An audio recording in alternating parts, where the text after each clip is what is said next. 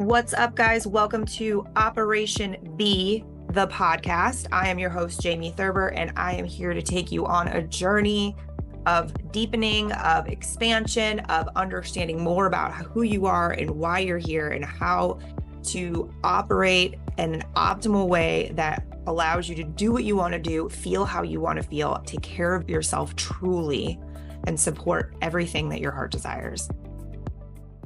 Welcome back to another episode of Operation B. You guys, I'm very excited today. I have someone that has become a very pivotal part of my life and my wellness here with me today, Dr. Jason Hammett. Hello.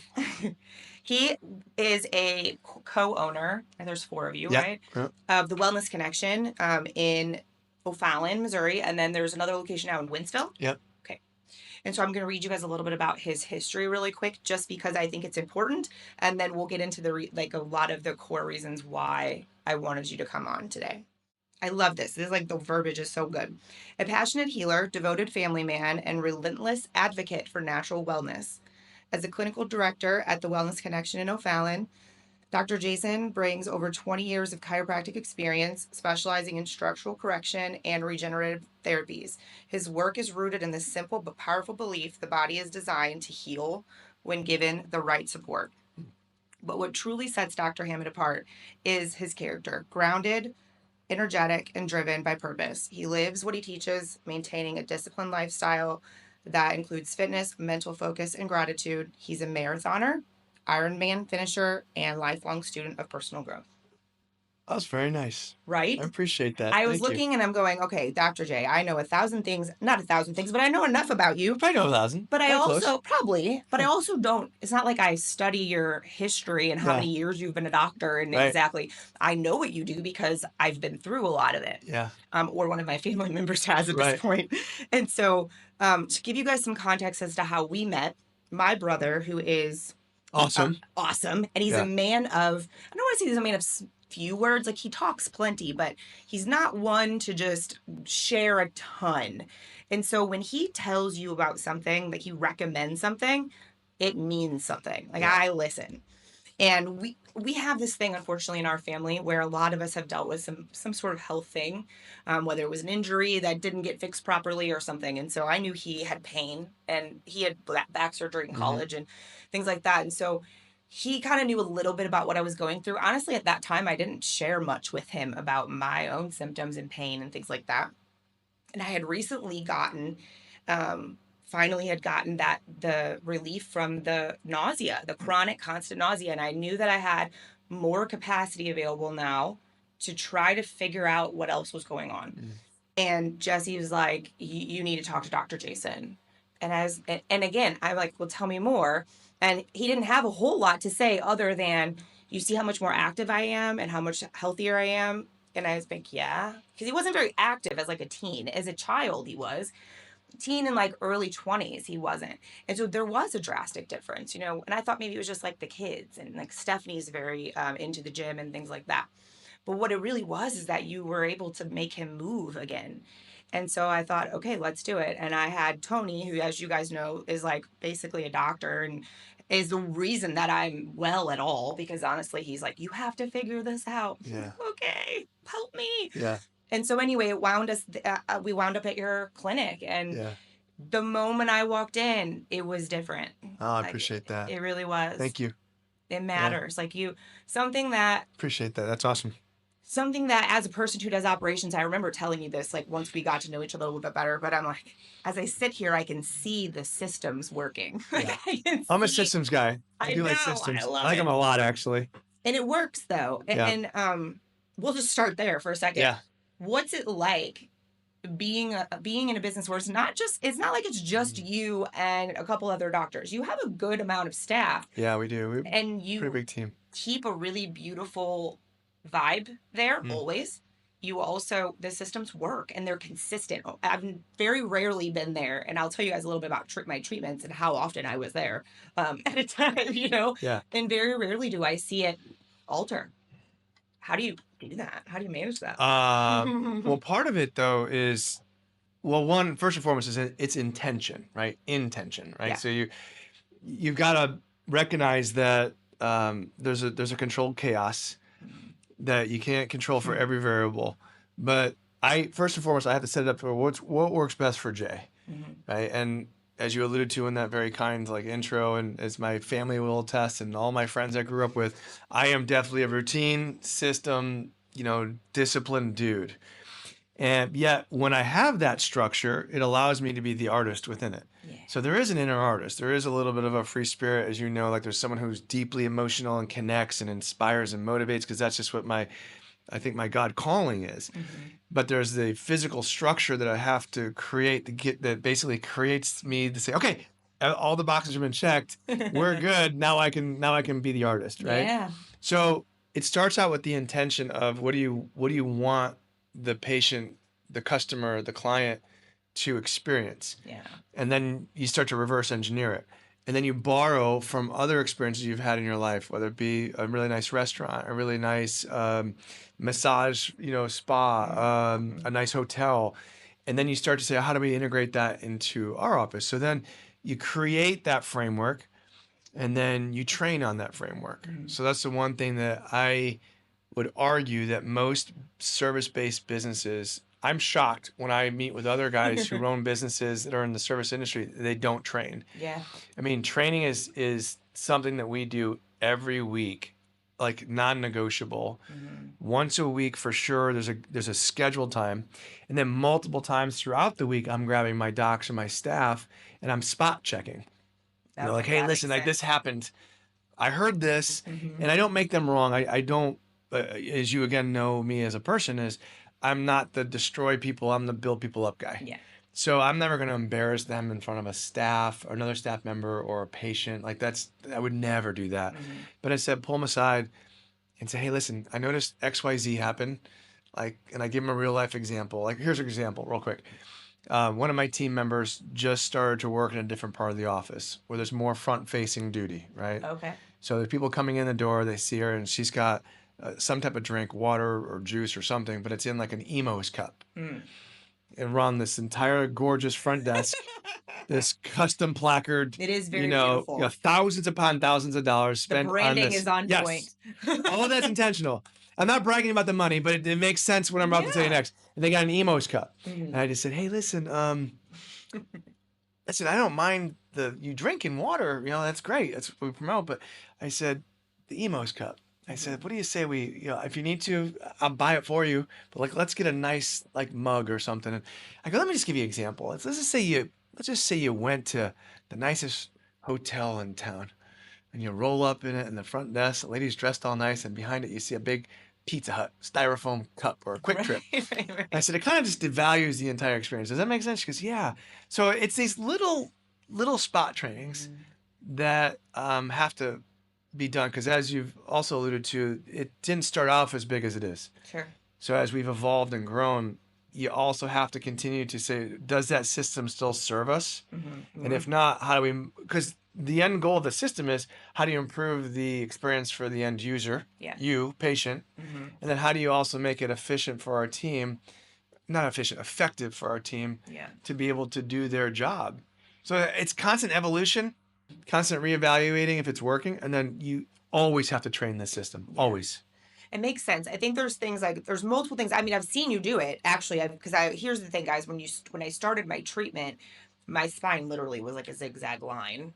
It was like very emotional for me to see it up on the board, or on the TV screen because all these years I'm like, I know something's wrong, and Yeah. everyone's like, nah, I don't know. Yeah. So, but in that time when you first get started, you're there for 3 days. You start at 3 days a week. Yeah. And so you're there a lot. Yeah. Yeah. And so the reason I can speak to this, and I think the most oppressive thing for me has always been it was so consistent. The vibe, the Mm. energy of everyone, the look of everything, the way it worked was wildly consistent every single time. Well, that part of that though, And I you got loved it. well. That also, again, this is not about me, Sure. but I think that, and to your point though, it still is representation of the figureheads, Yeah. right? So me, my wife, Dr. Brian, Dr. Olivia, Mhm. like that is the representation of what we wanted. We're there still. Like we're Yeah. still in the clinic. We're still part of it. It's Yeah. not like just this. We just establish this and then we're peace. We're out. Yeah. No. This means something. Mhm. This is the standard that we have, and then openly in order for that to be consistent, it has to be real, Yeah. right? You can Hmm. only fake and lie for so I long before you get know. caught up in it, right? Yes. So then on top of that, then I'll make the argument based just from your compliment that Mhm. it's a reflection of the values that me, Whitney, Brian, and Olivia have as human beings Mhm. that happen just to translate those same values into our place of work, whether it Yeah. was serving pizzas or serving chiropractic or natural health care. That's what we chose to do. Yeah. But one step further is we hire that though too. Yeah, I can tell. Like you hire heart Hmm. because you can train tactics, Yep. but you can't train emotion. Be You fine. can't train giving a shit, Yeah. right? Like you can't train that. Either Hmm. you got it or you don't. Hmm. And so you can start to sniff that out in someone when they don't really care. Yeah. And that's just not part like I just let those individuals go on to the next place they need to interview Hmm. at. Like Yeah. it's just in a respectful way, right? Yeah. I But it's think, like you just know like okay, that might not be a good fit yeah, it here. fits or it doesn't. The Yeah. point that you made about talking about the cup, here's a thing that a lot of people, because I work with a lot of business owners, as you know, and most people will notice that thing and they'll complain about it to someone else, Yeah. to their wife or to me as your coach or Yeah. whoever. And they'll almost then get like a resentment against this person for having this ugly cup Yeah. that's not on our Yeah. brand sitting there instead of just addressing it and dealing with it. And Yeah. that's something I have always noticed too. Again, I'm just very observant in business, so it's just easy for me to do. Yeah. And I didn't know any of the other doctors for quite a long time besides you. And obviously, I'd met Whitney, which is his wife, and she had adjusted me a couple times and had other people. But now I also work with Dr. Olivia. Hmm. So it's very obvious that the four of you are very aligned with your mission and your vision for the company. And you've done a really good job of cultivating that. Like Christy, the way that she talks and answers the phone, Hmm. people think that's not real until they see her do it again. Yeah. I'm like, no, she's just that nice. Like Yeah. that's real. Yeah. She's like that all the time, and I can tell you that because I've been there. And soon as they open, and as soon as like right before they're closing, like she's just that way. Yeah. Again, I really appreciate those compliments, and that really means a lot because it's you and your work and all your clients and their work. Like you pour your heart into Yeah, this thing. At least I believe a lot of people do, yeah, right? I think there are some people who don't, and that's okay. That's their journey. But like for me and for my wife and for my best friends, we've poured our heart into this. And yeah. have we made mistakes? For sure. Like for sure we have. Yes. But it's always never been with wrong intent. It's Mhm. been because we had ignorance. It's been because we didn't Sure. have the street smarts. We didn't understand the game. We just didn't have the wisdom. We weren't old enough. We didn't have enough hits. Like you Right. just learn along the way. And so, yeah, we made mistakes, but I know that the intention is always to, like do good things for others. And I have such a high emotional standard Mhm. that gossip is not allowed in my life. Yeah. Like Right. that's a huge thing for me. Like I work very hard, Mhm. especially as I continue to age, to get rid of gossip in my personal life, and I don't tolerate it in my business life Mm. because I want my team to feel like this is a safe place. Yeah. Like you can have a really screwed up marriage, you can have a challenging life, you got a kid that's sick today, you got a parent that's dealing with really bad health issues, and the moment you walk into our office, the physical walls here, you know you're going to be supported. That cannot happen if you don't protect that. If Mhm. your team doesn't know that that's something that you're actually looking out for them, Mhm. including from other team members Yeah. and the public. I've openly fired patients that were disrespectful to my team. Like Mm. That doesn't don't need surprise me. yeah, like but they have to see that because then they know, oh, this isn't talk. He is He good. means it. He's Yeah. trying to look out for us. Then when we have issues in our team, we sit them down and say, all right, listen, we're going to have a meeting of three. Mhm. And usually at this stage of the career, our office manager, Amber, will take Yes. care of most of that. But we have to let people know, like, listen, we don't tolerate this here. Let's just talk like adults. Yeah. Let's be big boys and big girls and have a conversation and put it out there Yeah. because otherwise, to your point, resentment and other emotions start to fester like a weed Mm-hmm. and it'll kill any business. I don't care how good it is and right intent. Like you gotta create the expectation that in this place, Yeah. this is sacred ground. Yep. This is a healing place. So you gotta be right. And I was blessed to have some really great mentors. My uncle being, probably the biggest one. that taught me, and he was a chiropractor. He's why I became one. Okay. So then I worked with him as like my associateship for 3 years in Oklahoma with him. And some of the most valuable lessons that I still use today, he taught me. And one of them was, he goes, Jason, before you walk into this office, meaning his office, I want you to imagine there's a tree right here. And whatever crap you got going on in your life, you take it off and you hang it on the tree and you walk in here with a clear mind because it has nothing to do with these people you're going to see today. And at the end of the day, when you walk out of here, if you choose to put that crap back on, then you can grab it off that tree. Sure, it'll be But waiting for you. yeah, but for now, when you walk into here, you leave that crap outside. Yeah. So that's some of the things we try to promote. And that's the only way I contend that you can have that consistency. Yeah. And then people buy in. Mm-hmm. You know, they know that it's a safe place, that they're being supported. Yeah, I think that's it. I think I can see too that they know it's obvious that you guys are helping people, and that's lovely to be a part of too. You Yeah. know, it's not like the girl at the front that's answering the phone, and that's all she's doing. She's having, I can only imagine the things they see. People coming in with a cane or a walker, and then within a year or 6 months or whatever, they're walking around without pain or like Yeah. at least moving. And just it could be, I could see it being very rewarding. I mean, I've noticed that just for people of me being in, we have the same appointment time. Yeah. You know, Yeah. so it's a. I think that that's beautiful because also in the world that we live in right now and we have for the past 5-6 years, we lack that. Yeah. And so having a place you could go where there's a common denominator, which is Mhm. the care, the love, the desire to have a better life for yourself and your employees and your patients. I mean, it's a beautiful ripple effect, really. I appreciate you saying that. And I would add to that and just say that what I've tried to do with our team is no matter what role they're doing, answering phones, believe it or not, taking out trash, doing the treatment, working on insurance for some of the patients, right? I've tried to have them see how every role is actually fulfilling the patient outcome, right? And we get really granular on that. I love Like it. it gets super deep because they have to see that them answering a phone call could literally change someone's life. That them Sure. taking a disgruntled phone call could change someone's life. How they respond in that moment either is going to push this person away, even if they never come back to our office. Yeah. But this could push them away from anything else that might actually change or save their life. Or say, hey, these people handle that with class. I don't want to go back to them, but I'll give someone else a try. Sure. Right? We could go for an hour alone Yeah. on the minutia of how every little thing matters and how everyone has to understand how their part, even if they're not doing a chiropractic visit, even if they're not doing an injection, even if they're not giving someone a prescription for nutritional work, right? They all matter. And when they feel that, like you said, then there's buy-in too. Yeah. Because they I see love it. that. Yeah. Right?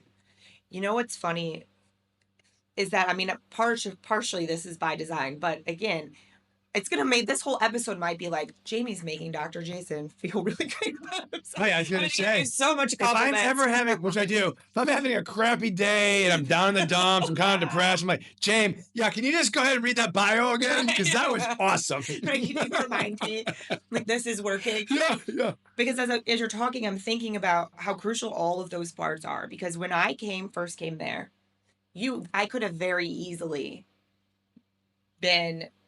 crawled back into a spot and not done work. And the reason is that and unfortunately we have quite the epidemic of chronic pain and chronic illness happening with everyone going to doctors and being told, well, I don't know, or that's not real. Like, and then it leads to all the mental aspect and all these things. And so once you reach the point that you find another person that somebody says, oh, this guy might help you. If there's any disconnect there, if I would have called and it would have been rude or wouldn't have felt easy, or I would have showed up and it would have been awkward and hard, I don't know that I would come back, just because at that place where I was, just walking through that door was terrifying. Yes.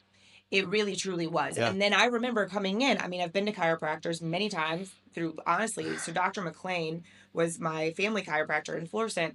And through all of my injuries, he helped a lot, So I'd been to a chiropractor before. Like, I know the drill. Yeah. But you guys do things very different. Yeah. So my first visit, and also Jesse did not tell me anything. God love him. Yeah. He's like, no, do this. Yeah. But the thing I like, and there's so many parallels, is so when you first go in and you do all the testing and get the measurements and get x-rays, you don't get adjusted that day. Mm-hmm. I had no idea. I didn't expect that. But I didn't leave with a bad taste in my mouth. I didn't leave with a bad feeling. I knew I was coming back.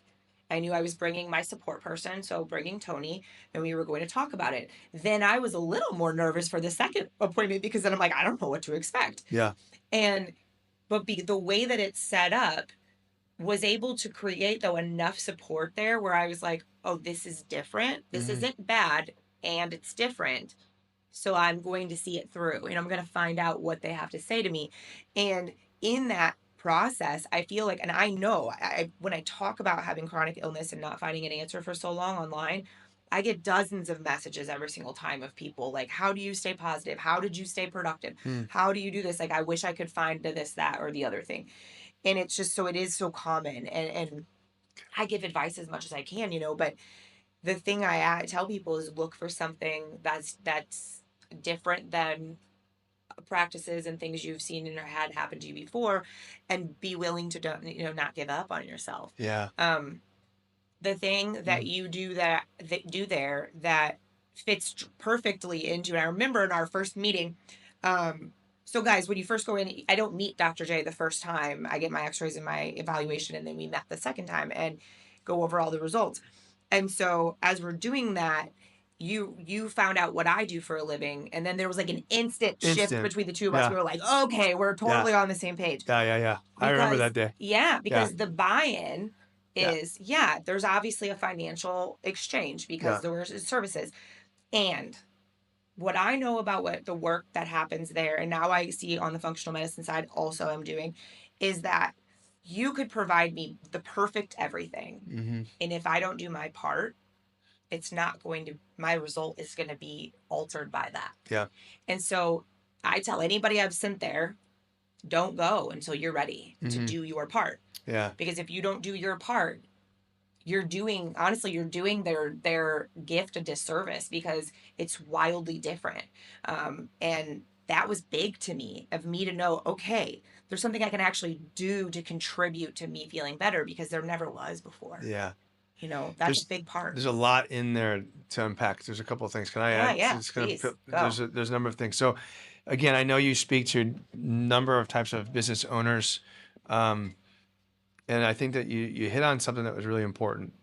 In my own like journey of like kind of learning about myself, but also what it means to be a business owner and trying to attract other human beings to use your services, it really the weight and the gravity of someone else like coming and taking that scary step across a threshold of my office, I can't speak to enough like how much reverence I have for that. Like it didn't happen in my 20s. I was like, oh yeah, come on in, because for me, as you alluded to in my beautiful bio, I've just always been dialed in to train. Like my buddies will tell you, I was the guy that was doing exercise and working out and running up. Like I grew up in Western New York where we had like lots of snow. So I lived near one of the pits where they had all the sand for the snow truck. So I would run up and down that because I saw Rocky do it. Right? You're like, perfect. Right. So I would do like, what are you doing, dude? I'm like, I'm just training.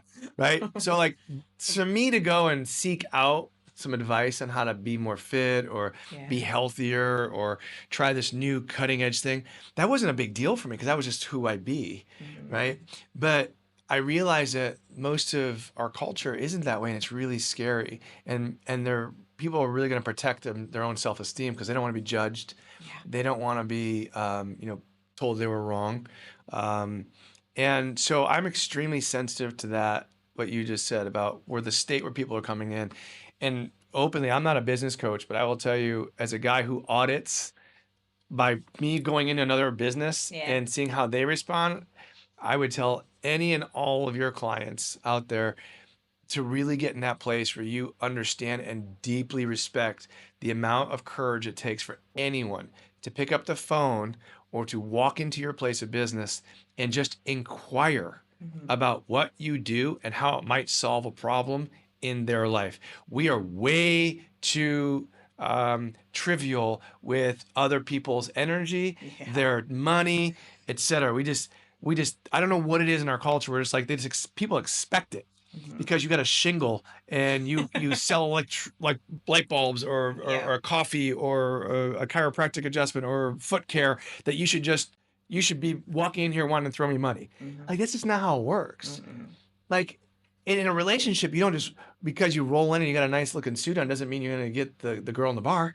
Right. Right? Like you Right. gotta like she's not gonna say marry me. Like you have to you have to date them. You have to earn their trust. You Sure. have to they have to be a connection. Mhm. It's same thing in business. Yeah. Like it's and not to make it weird. That wasn't meant to be a weird No, thing, no, but it's you're like not wrong. you're creating a relationship. Yeah. Yep. Doctor or patient or not, it's talking about client and service Service provider. provider. Yeah. Like you gotta take a moment and honor the fact that it might be hard for that person to ask for help, and in doing so, don't make them wrong for their past Yeah. choices. If they use a different cleaning company or a different shampoo or a different stylist or a different doctor or chose a different type of healthcare that you may not agree with, don't make them wrong because of that. That's probably Like part of why they needed so much courage to come try again with you yeah. anyways. Yeah. You know. And to your point is, there's a reason why, and I can't speak, I'll just speak openly for what we do. There's a reason why, because I generally do study your test results Mhm. and I can't see patients and study the test results all in the same time. Yeah, that'd be And if you were my sister, I would want someone to actually spend some time looking at the x-rays, looking at the test results, looking at the yeah. notes, going over it and deciding, yeah, this is the game plan that I would do for this person. So, Yeah. yeah, there's just, when you were talking, I just wanted to really highlight that, like, from a standpoint of the energy that it takes someone to pick up the phone, to come in the door. I would say these days, especially in healthcare, is really hard. And I think that any doctor, and unfortunately, we see that as an issue. And I'm not here to throw any doctors under the bus, but when you're fed patients in a system and you don't have to earn them, Yeah. it's amazing how crappy you'll treat them. How bedside manner isn't a thing, isn't it an art because you've got 50 behind them because the big hospital system is just feeding you with patients and you're just taking a paycheck. It's different when you own your own place. I have a ton of respect for the docs out there that have gone out on their own, broken away from big hospitals. Many of them are my friends. I got a lot of buddies that are doing this, and it's amazing how their entire concept will change. Like, whoa, it's different when like you don't know when the next patient's going to come from. Like, Sure. yeah. Yeah. I mean, I get it 100%. I think the interesting part too is as a patient, my mindset shift. So, doing the work I've been doing with Olivia and on all the internal things, so I started getting like a sinus. What I knew because every year I get like almost get a sinus infection. I could feel it coming, and my initial normal reaction is, wait, do I need to get something? Do I need to go to Walgreens? Do I need to get, you know, call a doctor and get a prescription? And then I remember, no, you've been so good and not had to take an antibiotic in so many years. Yeah. And so the next time I was in for an adjustment, I just asked Christy, I said, hey, you guys have something for this? She goes, oh yeah, absolutely. Come here, let me show you. And this is how you use it. And it worked perfectly. But Yeah. even because we're so trained Yeah. to not ask for help, Yeah. but just try to figure it out ourselves, or this is the only way. That's right. Even though the only way has never worked for me. Yeah. So I know so it's a good example of how just like ingrained it is in us. When it comes to health, like that's something I've also become very sensitive to is, you got to recognize that from a young age, you've been programmed. And I'm not saying that medicine is bad. I'm not at all saying that. But I am saying that when you only have one type of delivery method that has been promoted at a very, very high level and very strategically. And again, I have many friends that are medical providers, medical doctors, and they're very, very intelligent, very smart people, and they work very hard to get to the spots where they're at. And they're just doing their job as well, right? And so they too have also been in that same confines. When you go to school and you're taught this is what you do for this, well, you got to take a step back and also look at who's funding the curriculums or who's funding the research, the grants that then enforce the curriculums. And then you've got, the Thurber family, mom and dad raising these kids, and then you're watching TV commercials talking about medications. And you just go, it is definitely, our culture is extremely inundated with that psychology, and it's pressed upon us from a very young age. Yeah. So to step outside of it is tough because many people feel like again, going back to that self-esteem thing, Yeah. is many people don't want to step outside of that because they're worried about what their friends, their family, their Right. parents might think Hmm. if they don't follow the company line Yeah. with regards to healthcare. Hmm. I've seen that thousands upon thousands upon thousands of Yeah. times in 22 years in practice, where you just get people who really genuinely want to try it, but they're scared. Yeah. Not scared of not necessarily a result, but they're Hmm. scared of the ostracization that's going to occur from Hmm. friends, families, or coworkers if they were to try this. Yeah. Where again, I have to be sensitive because I'm like, well, who cares? Yeah. Like, it's your body, right? Right. Like, what Right. do you care what your dad thinks? I Just do know. it, right? Yeah. And So see, whatever. and Tony's like that. So that's the Yeah. funny part. And so he had to learn too. He still has a hard time sometimes because everybody he was surrounded by were also pro athletes, right? So Yeah. this was normal to them and it was never normal to me. So when we met, he was like, "What do you mean you don't know blah blah blah blah thing?" And I'm like, "I never thought of it that way." Yeah. And to use my dad as an example, my dad had convinced himself, and I know a lot of people do this too, but he had convinced himself that the type of medical care, and there is a layer of this, Hmm. but that was available to Tony was not available to him because Tony is a pro athlete and has money. Hmm. And I was like, there's a bit of that, sure. You There's might truth. have a There's some little, truth to that. some truth to Yeah. that access. Like he was getting PRP injections before anyone else even knew they Right. existed, and they're just now being offered, Yes. to people. Like I had one, my arm can move. This is a Yeah. big moment for Dr. Jason and I. Yeah. Like put my Yeah. arm up Yeah. because it was like a here moment at Yeah. one point. And it's Um, true. Just so you know, so real quick pause. yeah. I tell patients that, and like you're only validating exactly what I said. I said it's been around since the 90s, Yeah. where only pro athletes and celebrities used to get it done. Seriously. So you're That's just a saying thing. thank you. I appreciate that. I didn't Yeah. know Tony had it back then, so Yeah. now I have an actual real life person I Proof. know that had it done before it was available for Yeah. all of us common folk. Right. And we'll make a quote. We'll make this into a clip so Yeah. you can Yeah. share with your I people. totally yes. Yeah. Because it's a real I thing. appreciate that. And so with that, I've had to convince my dad that like, yes, but now, and then I'll tell him, yes, and now you have access to the people Tony knows too, because of that. So like when my mom, before she had met you, she had an issue with a compressed nerve in her leg that another doctor was just like, oh, I think you just need to get pain injections in your back. And we just didn't feel right about that. So we went to Tony's doctor and he looked harder and farther and figured out that it had nothing to do with her back at all. Yeah. And then she didn't have to have any injections. There's just certain therapy that she did and it went away. So it's just that is a mentality that I feel like is very difficult. I know one of the reasons, but does that feed into why you do ask on both sides of the practice on the chiropractic and functional medicine that they bring a support person with them to their meeting? Yeah. So I do that first and foremost because I treat people the way I'd want to be treated. Like that's 100% one of my golden rules, right? In life in general, I try to at least. And if Whitney was going through, some health challenge, and whether she saw an ad online or her brother said, "Hey, go see this guy," and maybe they're doing some different things that's maybe a little outside the box. Well, I want to go. Yeah. I want to know I want to see this guy. I want to sniff this out. Right. I want to see if he's full of crap, Mhm. right? And then I also want to have the opportunity to ask questions. Yeah.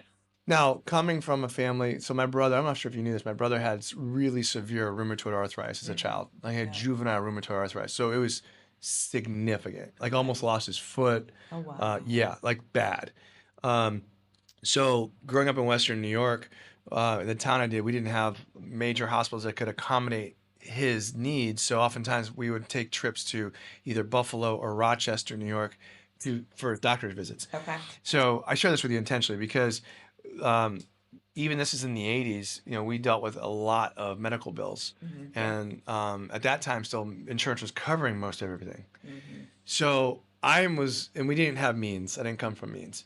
So I'm very sensitive to financial implications of health. Mm-hmm.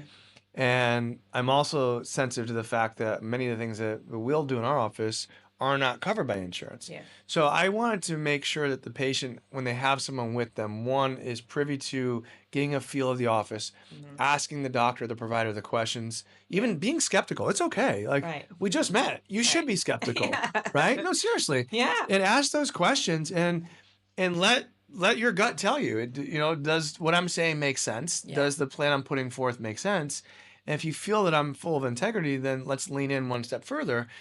And that also being said is going back to my family background on that is knowing that there's a financial implication to it, I don't want you to feel like your wife got snowballed or your husband got Right. snowballed Yeah. or you guys were sold a bag of goods. I want you to understand what the costs are, what insurance does and what it doesn't cover. I want to clearly put it in line items so you can see there's no hidden fees in general. So the reason that the support system is encouraged, I don't make it mandatory. Right. Some people do. I don't. Mm-hmm. I strongly encourage, and I tell them exactly what I just told you. Like, Mm-hmm. there's two reasons. I want you to feel supported, and yes, there's going to be some discussion about finances. I don't want you to feel surprised, Yeah. and that's it. Like, someone's got to know when you have a spouse, a loved one, a partner, a parent, whoever that is there with you on that second day. Mm-hmm. I have just seen. I don't have any data. I don't have exact reasons why, but the people who have a support system are getting better results. Like Yeah. in 22 years, I have observed this. If you have resistance, a sabotager at home on any level, that person eventually will make an excuse as to why this didn't work, only so they can stop getting the nag at home. A Like hundred percent. I've seen it thousands of A times. 100%. So at this point in the game, 22 years of doing this, over 500,000 patient visits, I'm Yeah. like, okay, you know, Mhm. I kind of can feel like if this is gonna how this is gonna play out, Yeah. right? But I also give them the grace to like, start, stop, do what you want. Yeah. It's your life. But yeah, too long-winded answer to say that I encourage spousal or partner or friend on the second visit so that person feels supported Yeah. and they feel like they made the choice what was best for them. I liked the part too that you go over what the at home jobs are. Like, what is your responsibility at home? Yeah, Because I know that if it felt better, and I have a couple friends, I've sent lots of people your way, and that with their spouse or partner being aware of what they needed to be doing at home, it helped hold them accountable to that too. exactly. Versus being like, Exactly. oh, you don't need Yep. to do that. No, they sat there and understood how important it was to do your spinal exercises or whatever. Like, I mean, we packed a whole Yeah. suitcase when we traveled so I could bring my blocks with me, and Tony got to bring pillows he liked. So it Yeah. worked. It was a win-win, but Yeah. because he understood how important it was. Yeah, it's so funny you say that because I forgot about it until just this moment when you brought that up. And that's maybe one of the reasons I got stronger with encouraging people to bring that loved one is I had a patient, this is many years ago, and she had begun care.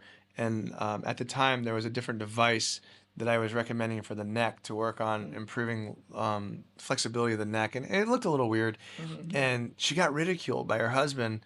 Mm. She pulled it out because he didn't come and he didn't, it's not for me, it's for you type of thing. Yeah. Whether, and I'm not trying to convert everyone. I'm not here to make atheist Sure. believers at all.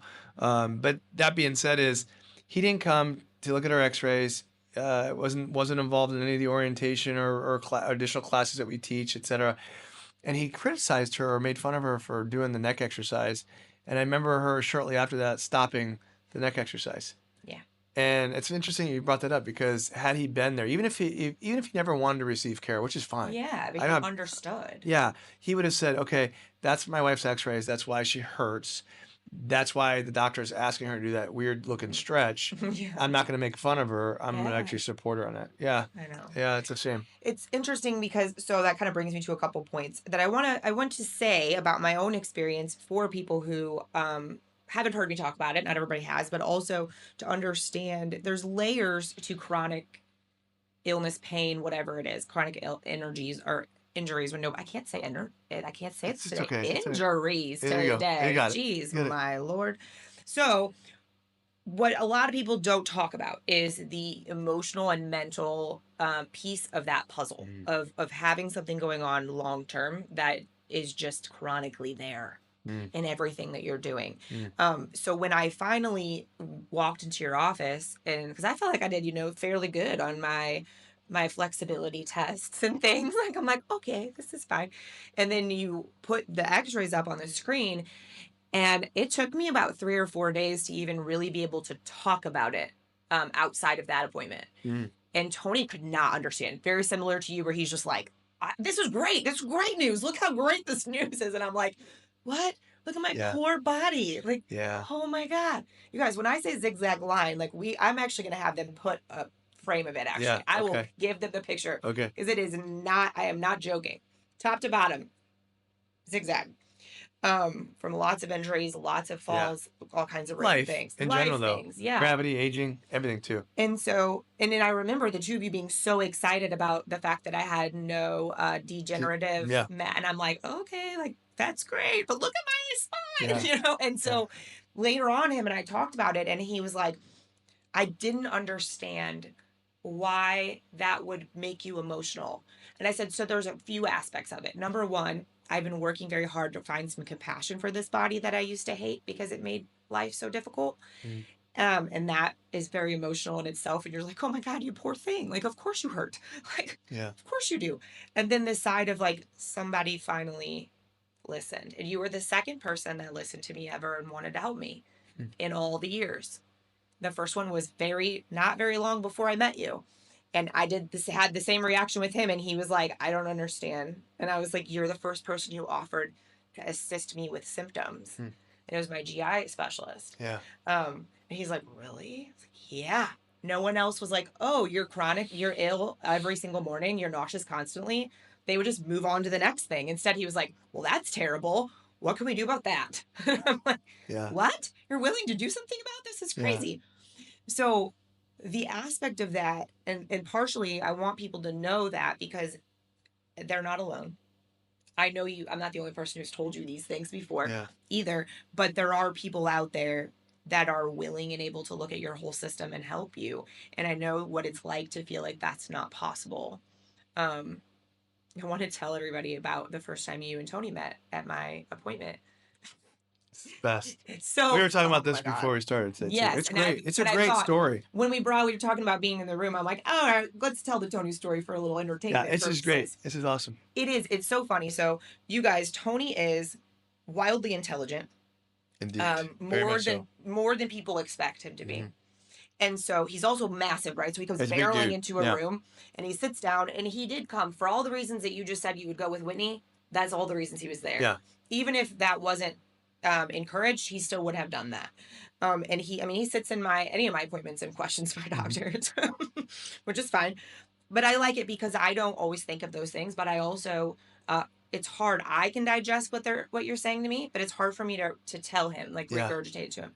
And so we're sitting there, and you guys, if you've ever been to an orthopedic or chiro, they have the little, what do you The call models. them? Your little models. So you guys were, just to also set the stage, you guys were in the room by yourself. I hadn't yet walked in. No, yeah. It's a big boardroom, beautiful oak table. Yep. Yeah, I got all the models and stuff that I use like to a knee teach. and a shoulder and a spine, are sitting there, and you can tell very clearly, like, we sit here, he sits here. And Dr. Jason comes in and introduces himself, and and Tony's aware that my brother recommended, so that's also a piece. He was already very pleased by what I had told him about my first visit, because to him, he's like, okay, this is going to get us somewhere. And so Tony, guys, likes to test people. And it's embarrassing. It's terribly embarrassing, okay? And so he will do certain things in certain situations to feel someone out, always. And so he was being such a jerk. He took Dr. Jason's diagram or whatever, the model, out of his hand at one point. And I'm going, oh my God. Because again, I'm very nervous. Yeah. I'm very uncomfortable in this room right now because this is scary. And then Tony's acting like a toddler, which is not uncommon, and takes your toy away. That's how I looked at it. I'm like, oh my God. And without skipping a beat, Dr. Jason stops and goes, no, this is mine. And he's like showing me, and then just kept talking. And I'm going, oh, okay. And then Tony did it again. Yeah. And at one point, there was a moment where you guys both looked at each other. And, Hold on. You had said, stop being an asshole. Or yeah, stop being a dick. And or I something said, like that. yeah. And I said, you are being an asshole. Or a dick. Like that, yeah. yes. And I just was like, and then, yes, that's a fact. Yep. Yeah. And then Tony was like, you're right. I was. And you're like, I know what you were doing. Are we good? Yeah. He's like, yep. And then you guys have been buddies ever since. So we got to set the story up a little deeper for others too. So again, if you recall from already, or as we talked about, I did not grow up in St. Louis. Right. I was not a hockey fan ever, except for when the Blues won the World Series. See how good of a hockey player I am, or a hockey guy. So when the Blues won the Stanley Cup, I was rooting for him. But Sure. I'm not a big hockey guy. Right. So when Tony walks in, I had no idea who this Yeah. guy was. I was like, oh, he's a big dude. Um, so also for those of you, if you can't tell on camera or if you're listening to audio, I'm not a big dude. I'm 5'10", maybe $160 on a good day. So Tony dwarfs me. Yeah. So yes, we were talking, and I have definitely studied frame control in regards to negotiating and whatnot. So I'm like, oh, this son of a bitch is trying to take my frame. Right. Like, I see what he's doing here. I see what he's doing.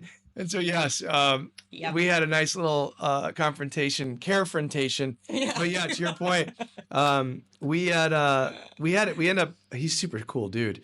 And afterwards, I was like, why does?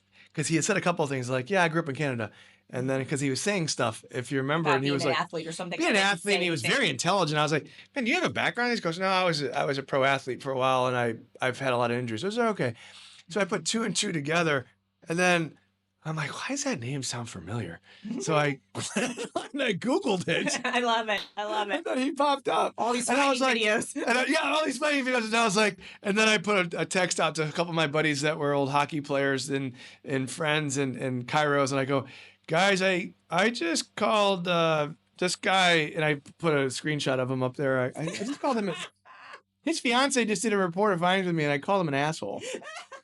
And needless to say, I got a lot of comments back. I'm like, Oh, I'm "You're sure. lucky you walked out of that room alive," or whatever. Yeah, but When that was a fun day. That was a fun day. When instead, what that was, it was an instant mutual respect. Totally, I would agree with that. Yeah. Like I said, he was extremely intelligent, Mhm. and luckily, luckily I had thousands and thousands and thousands of those experiences and with guys who weren't professional athletes. Sure. But at the same token, it was cool. It was a funny day. It was a one that we could look back on and Yeah. even talk about here on this podcast and Yeah. laugh about. But yeah, he's a good dude. You're an amazing woman, and Thank I'm you. very honored and blessed to have both of you guys in my life and your family, your brother, Yeah, your we mom, your brought you dad. everybody. Yeah, you guys are good people. So It's funny because you didn't even necessarily, I know you didn't do this intentionally, but you set this up perfectly because you were talking about people bring their partners because is this guy full of crap? And I yeah, want to know. And yeah, that's what that is. yeah, That's really totally. what he was doing. And like I had mentioned to you earlier, that what I know about Tony and what I know of what his belief is about being a man and being able to be respectful at certain levels with somebody. That's what that was. Yeah. He wanted to feel you out and see what kind of a guy you were, and to know that you were going to take care of me. Yeah. And That's cool. you're that kind of guy too. So it worked out really well. And I just Yeah. think that's so funny. Like, what are the freaking odds of Yeah, that? that is cool. That's really cool. Yeah, it was a cool moment. And I have had Tony on many shows talking about the difference in types of masculinity that's very different from like what's being talked about publicly today, because it's Yeah. really off Yeah. the conversation. And so I like that. I wanted to throw that story in because I do have plenty of male clients and listeners that enjoy my Tony stories sometimes. So that was Yeah. a good one. That's a good one. Yeah. I appreciate the insight from your side of the table too on that one. That's good. I love it. So I have two more things that I really wanted to make sure we covered. Yeah. One was not everybody who listens is in the St. Louis area. And I know that there has been more people doing similar things to what you do.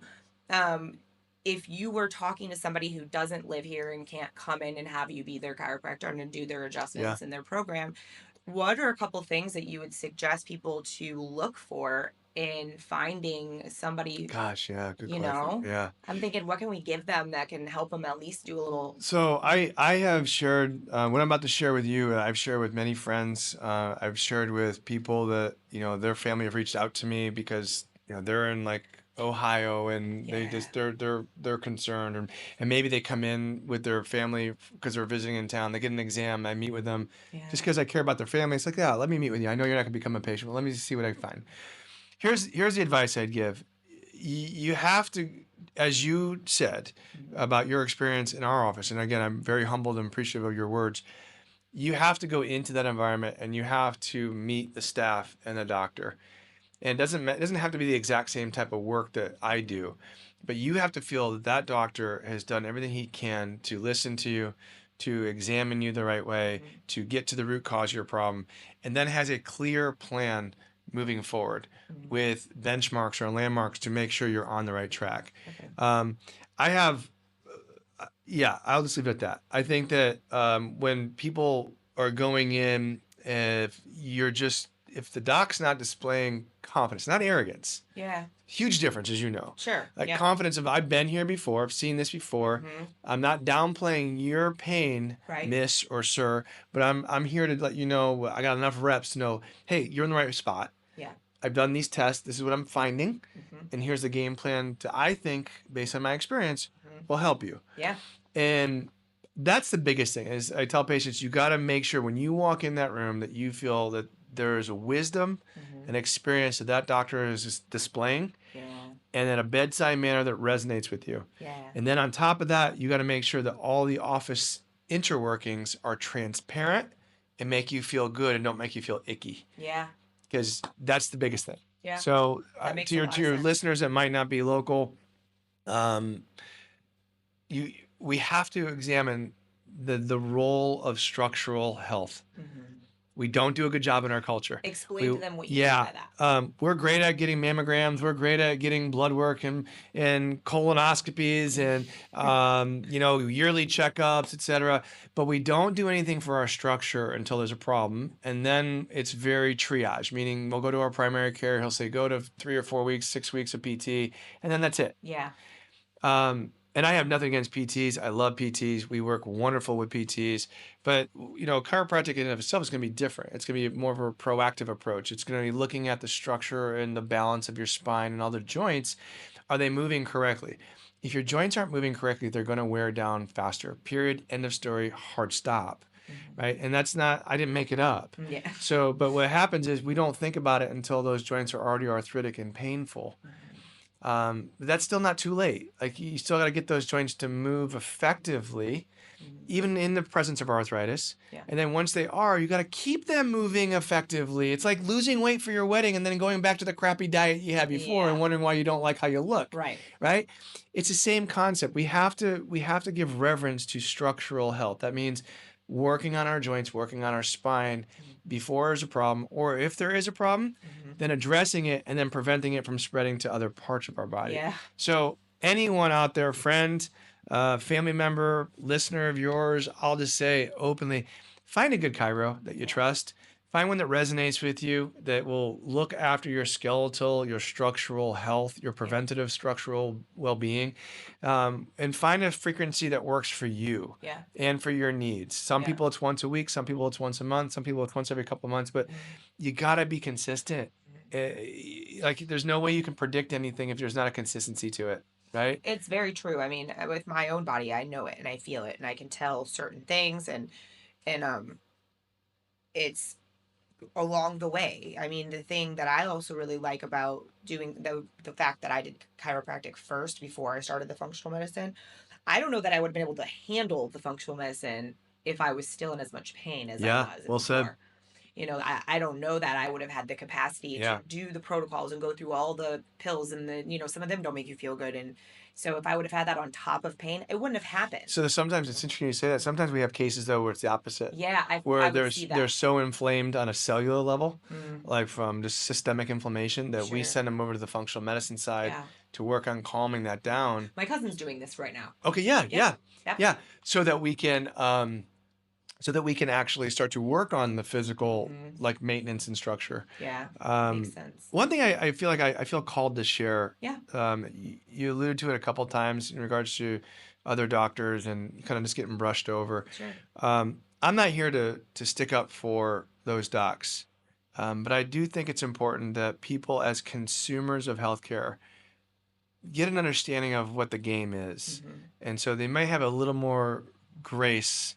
I remember you sharing this with me. Yeah, I think it's important a lot. because it is important because when I was insecure, young doc chiropractor, trying to, people telling you you're a quack and this and that, yet you're still helping people, I was probably quick to put these guys down, right? But again, as you get older and as you actually become friends with these guys and you're hanging out and you realize you don't have as much indifferent as you think you did. Yeah. It's all a bunch of crap. You're all insecure and you think that whatever that your flag, your sandbox is better than mine. Yeah. It all goes away once you actually start to really own who you are, love who you are, and then you can respect someone else for what they do. Yeah. I have a lot of empathy for doctors in these big healthcare systems. first and foremost is one, you got to remember that many of these individuals have spent their entire life achieving Yeah. and A just lot. trying to do what everyone thought they should do. And they're usually smart individuals, and they're the athletes, et cetera. And they get into the med schools, and then on top of the med schools, they have to then go with their residencies, and it's all competition. It's all da da da. And I think as a culture, we program these folks to think that they are better, Yeah. right? So then Sure. when you're in a room and you're actually challenging them, they don't understand or don't have maybe even the capacity to take that criticism with kindness Yeah. and effectively communicate to you what they know in their head because they never had to, Right. right? In that world, they don't have to. It's how good was your grades? How good was your residency? What medical school did you get into? Yeah. And then it's all compete, compete, compete. You're awesome. You're awesome. You're awesome. You're awesome. And now here we're just going to feed you some people and now follow the company line. So many of these docs out there haven't had to work on empathy. They haven't had to work on communication. That just wasn't part of what their drive was. Yeah. And then second, behind that is when you understand the game of healthcare, unfortunately, there's a volume game. Yeah. And they're being forced to, and they have quotas they have to meet, no different than everyone on your podcast and any role in their job. Blue collar guy up to the white collar executive. There's quotas, there's shareholders, there's a game, there's a business behind it. Yeah. And unfortunately, in the big hospital systems, I know for a fact, because I know people that are in the higher ups in the administration, they have certain criteria of patient visits, of prescriptions that have to be filled, Yeah. or there's penalties. So it's not all their fault. Right. It really isn't. So my encouragement to your listeners and to anyone that this lands on is have some grace for that person. You have no idea the life journey they've gone through. If they've been an absolute a-hole to you, well, then you know what? Give them some grace, say some prayers for them, and then fire them. Right. Go find someone. Right. Just because you give them grace and you're praying for them and you have to keep going. yeah, you have to get hit by the same damn bus. I mean, you can say, okay, I'm not going to speak ill will of this person. I wish them well. Hopefully they figure out their stuff and they start treating people with kindness. But in the meantime, you're fired. I'm just saying, give them some grace, but you don't have to sit there and be a battering ram for someone's lack of grace. Fair enough? Yeah, that's so big. I just feel like that's important for us, too. especially with you being a life coach and things. I think we have to kind of touch on that a little bit. I think because a lot of people, it is again a cultural thing. Their doctor could be terrible to them, but they keep going and seeing him for 20 years. Oh my gosh, I have said that. It happens so much. I've said that to patients so many times. I'm like, let's just say if I'm in a spousal relationship and it was unhealthy, and if there was abuse, it's probably like most people would tell you not to be in that. So why is that any different with our healthcare providers? If you feel emotionally attacked every time you go in and talk about something that you want to try or do and they make you feel like dog crap, why are you signing back up for that? Like, why are you physically paying a copay and signing back up to go into that? Like, that makes not sense to me. But again, to your point earlier, sometimes people don't have the self-confidence to say no, that they feel like they're going to hurt this doctor's feelings. Well, I get it, but he shouldn't have hurt your feelings either. Well, and that's the thing of like, we do treat, and they do have to go, it's so much work, but they're in our society, a doctor is like, well, if he said it, then okay, then that's the only thing. It's changing though. It is changing. It is starting to change. It is changing. And I think that we're seeing so many medical doctors and DOs leave big hospital settings and go out and start their own thing. I think the advent of like social media, long form communication like this, we've got a lot of great PhDs out there that are just doing some and talking about groundbreaking things. So it's normalizing this type of conversation for what would normally in the past be considered alternative health. Sure. It's now becoming like almost some of it's common sense health. Yeah, like, don't eat sugars as much, stop eating processed food. It's like, it cracks me up. Move your body. It's like, us crazy chiropractors have been around for like 100 and some odd years or 200 years, whatever it is now. And, RFK gets up there and starts talking about food dye getting removed. And it's like, oh yeah. I'm like, dude, are you serious? Like, they've been talking, like, it's not rocket science. We've been saying this. Right? If it's a chemical, synthetic, and it could kill like a cell in a petri dish, why are we putting it in our Cheerios? And giving it to our babies. Right. So it's not rocket science. But anyway, I digress. So, I love but it. yeah, I just think that we have to have some grace, and not everyone understands the game of healthcare and medicine. Sure. But I think over the last 5 years, probably the last maybe 15, definitely the last 5 to 7, people are becoming more aware of the game of healthcare and how it can it's kind of corroding some of that medical deity, if you will, Yeah. and they have to earn that trust now too. Yeah. I think it's important. I think it's a level playing field for all of us in Yeah. healthcare. We all got to earn the client, the patient's trust, Yeah. all of us. Which is great. I love Yeah. it. I would like to wrap up with this piece. And so what something I like to ask or talk about at least once is somebody that's here as a guest. Like there's a reason, as I've already told you guys 1,000 reasons why I brought Dr. Jason on. But I like to hear people's own personal experiences that I know keeps them grounded, keeps them present, because without that, you wouldn't be able to do all the things that you've talked about today. And so I know with you, your commitment and devotion to your family, to yourself, to your religion are huge driving factors. And so, as a man who is running a very quick moving, growing business with society constantly new things that you're learning, because I know you're like always sciencing some sort of thing. Like we'll talk about, I mentioned something about hydration one time. You're like, okay, so I have this whole sodium thing I'm working through. And I'm like, oh my God, you and Tony are so similar. And so I know you're always like trying to figure out your Yeah. biohacking and testing things on yourself. So there's just a lot going on in your world. And I know that you're not perfect at it. And you'll be the Yeah. first one to say that. But I know there's a space there of this commitment and devotion that's very important to you. And I wanted to give you some space to talk about that and how you bring that to the forefront, but also how you manage it and maintain it. That's a pretty deep question. Pretty deep question. And there's a lot going on. It's stirring inside of me right now as you said that. I just feel extremely blessed. And I think it's a blessing that I have. And that's going to sound egotistical, but I think it's a grace that I've been given by God to recognize that blessing. It is a grace. Like there's no doubt in my mind that each day, like to give the opportunity just to look at my life. Like I lost my dad, like 24 years ago. Right. And I think about like, oh, sorry. I think about, the guy he was and what, we didn't have much as far as his money, but man, he just taught me how to be a good dude. Yeah. Right. He taught me how to, be a good man for your community and what integrity meant, right? Like what it meant for you to be a good husband. He showed me, Yeah. like what it meant to like stand up for your wife um, and be there for your boys. And I watched him lose his job multiple times, and he would just fight to find a role where he felt significance, even when he was going through layoffs, right? Until he got another job. And it's hard for me not to think now, and I'm blessed. We've worked hard, but we've created a great level of success, and it's hard not to be just grateful for that. Yeah. Because I have that juxtaposition of looking at growing up at what we did and then hearing what we have now. So I'd be a fool not to have gratitude every day. And for me, it is 100% recognizing. It's so kind when you say these words, right? When you let the bio and I still just say there's an ignorance about me.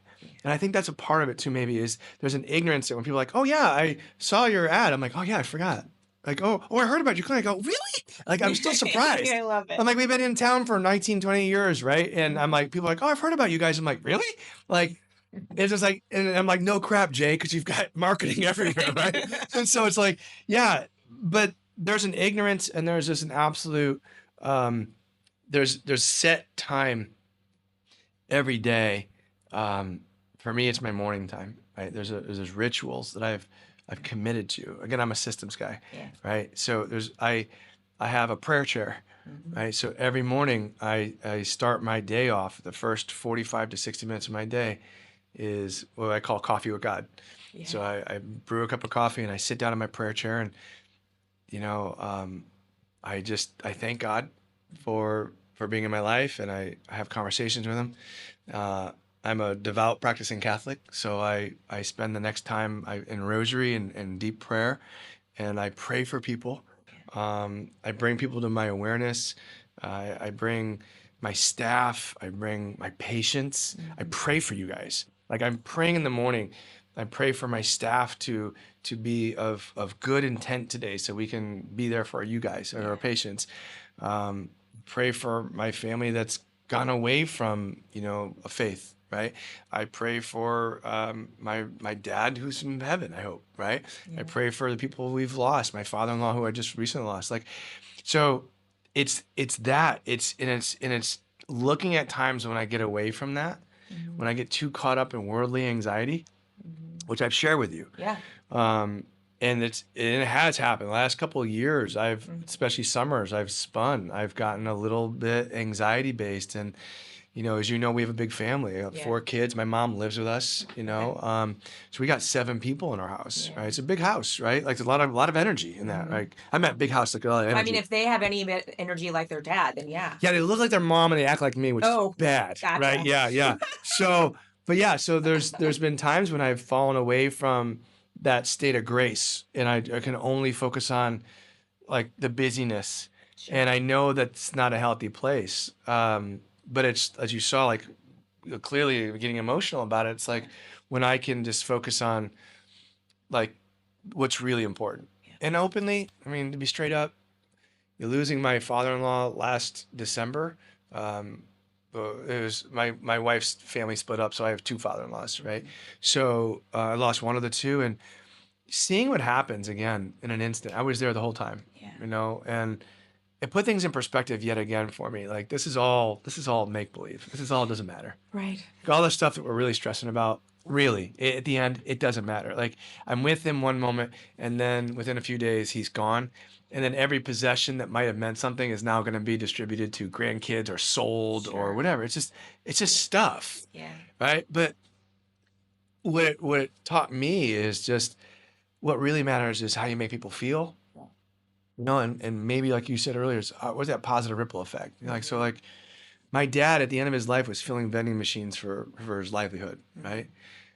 Um, Again, he didn't create a business. He wasn't on podcasts. He didn't write a book, but the church was packed Yeah. with people, Yeah.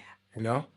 And it's like at the end of your life, my hope is that to say that dude was a good dude. Yeah. You know what I mean? And he tried to make people feel better, Yeah. like my dad did, Yeah. right? And it's like, doesn't matter if you're rolling a Benz or if you're Yeah. rolling a Toyota.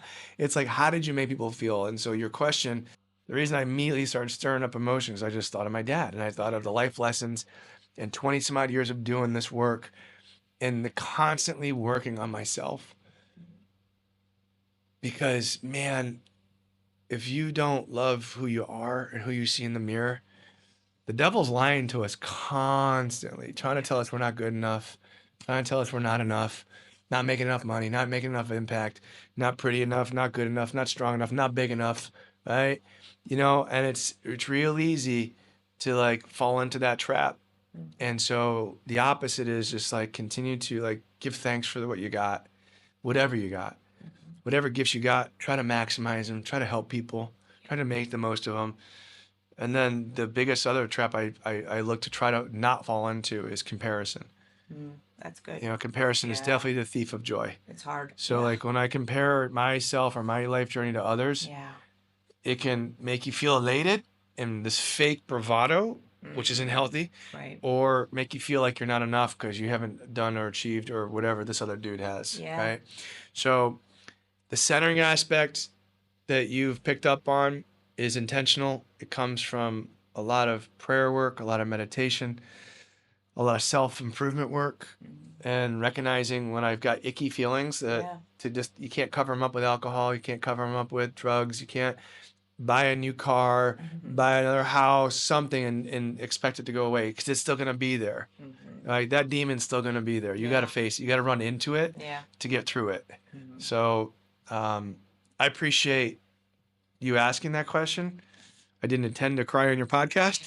I feel like you and I have cried together more often than people expect us to cry Well, I together. told you, I'm an emotional I know dude who is very good with his manliness, but I'm Yeah. also okay like shedding a tear. Well, I know we've cried about your stuff, about my stuff, about my dad, about Yeah. your dad, about all kinds of things, and it's something that you said made me realize there was a thing I didn't write. I didn't write a whole lot of notes of things just because I knew that you and I have a hard time keeping our conversations Short. Yeah. Right. your other clients that are there. Yeah. And so the thing about what you described about your morning and your intention, I want you to know that in some of the most difficult times in my life, and see now you're gonna make me cry, I would still show up there and feel better every single time. Not physically, mentally, emotionally. Like I would leave and I would tell my dad this when he's like, I don't want to go today. I'm like, Dad, I've never gone and not felt physically or emotionally better afterwards. The it's just how everyone is Mm. there.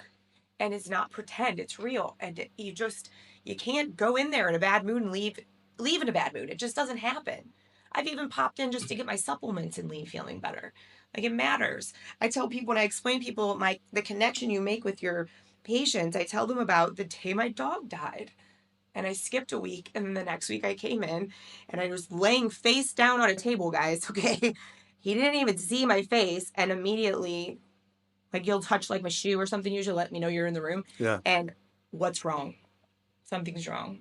And I just sat up and cried with you because I Mm. lost my girl. Yeah. And it's like that connection matters. Yeah. I So that appreciate that. work that you do, that capacity that you could create, it works. I really appreciate that It does. very much. I think if you're just so focused on your own crap, Yeah. it's hard for you to be a vessel for someone else, right? Yeah. It's like going back to my uncle's thing about leaving the crap outside the door before you walk in. Mm-hmm. For me, I got to leave the spiritual crap as well, the emotional stuff. I got to work on those things and I got to get myself in a place of gratitude. Yeah. Again, you study all this stuff. It's like, and I think a lot of people are going to become more aware of it, but healing comes from certain levels of vibration. We know that. Yeah. Like cells will break down and break down and die when they're not vibrating on a certain level of hertz. Like Yeah. there's a vibration. We all have a vibration. For those of your listeners who don't know, there's vibration. Everything is, subatomic particles, and it's all vibratory, right? And how they connect.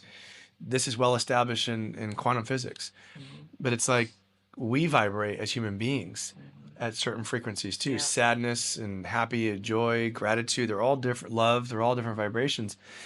And I think that um, I just know my heart, and it's like I gotta come from a place of like happy J, Yeah. right? Like gratitude J, Yeah. right? And when I come from that place, like I can be there for Jamie and I can be there for everyone, and I can just love on people, Yeah. right? But when I'm stuck in my head and I'm stressing about stuff, Sure. I'm not the only one, Yeah. right? Yeah. I think most people are that way. When we're stuck in Sure. our head, I think Tony Robbins says, when you're stuck in your head, you're dead, Mm-hmm. right? Yes, he does say And, that. and it's like that's so true. It's like when we're stuck in our head and not in our heart. I mean, our heart is like what really matters. Like what really matters. Yeah. I'm getting super clear on that. Like super clear. I think that's the key. And my coach always tells me this, as I've gone through this healing process, and something that I've told you a little bit about it. Like when you're discovering these things and you're sitting and doing all the protocols and doing things, there's a bit of isolation to it. It just kind of naturally, it's a lot to manage.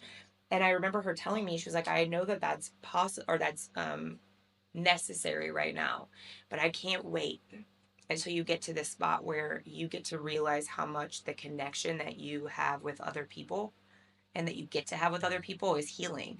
And so that just popped into my head while we were saying this. I think it's a beautiful way really to end the conversation, because you and I could talk for 4 hours more Indeed. easily. We could give Joe Rogan a run for his money for Right, his length. Yeah, yeah, easily. yeah, yeah. And I think that the way that you guys do your practice creates that level too. So like maybe people come in like me and at first they're not able to actually recognize that part of what's healing them is the connection, and Yeah. part of what's healing them is that the girls that check you in while you're doing your exercises know your names. Everyone there knows your name. Like it's wild. And that's also not pretend. Like they remember, because then when the girls have moved on to different positions, so they're not sitting at the computer where they hear my name when I click in, they still remember your name too. And like that piece is healing, if not just as healing as the actual adjustments Yeah. and supplemental medicine and things. So I Yeah. think it's a beautiful full circle thing that you guys do. And my hope is everyone listening, that you take that from this and that you can find something like that for yourself. I agree. Yeah. I agree. Thank you for allowing me the opportunity to come here and talk with you Yeah. on your podcast. It's very cool. I said it once, I'll say it again. I feel very blessed and very honored to call you friend, call your brother friend, to love on your mom and your dad as well. So thank you. I Yeah. appreciate it very much. You're very welcome. Thank you for coming. Like I said, I tell people all the time, I'm like, Dr. Jason literally changed our lives. And it matters. So thank you. Thank you. All right, guys. So if you appreciate or like this message and you think anyone else could learn from this, please hit that share button. Send it over to anyone that you think could benefit from it. And as always, make sure that you're subscribed and you're liking. And if you do share, make sure you tag us. Thank you for being here. And until next time, bye. Thank you for listening to Operation B, the podcast. To support this message and to support the show, please make sure that you like, follow, and share the podcast wherever you enjoy listening. And be sure to leave us a review on iTunes. Thank you for being here and see you next time.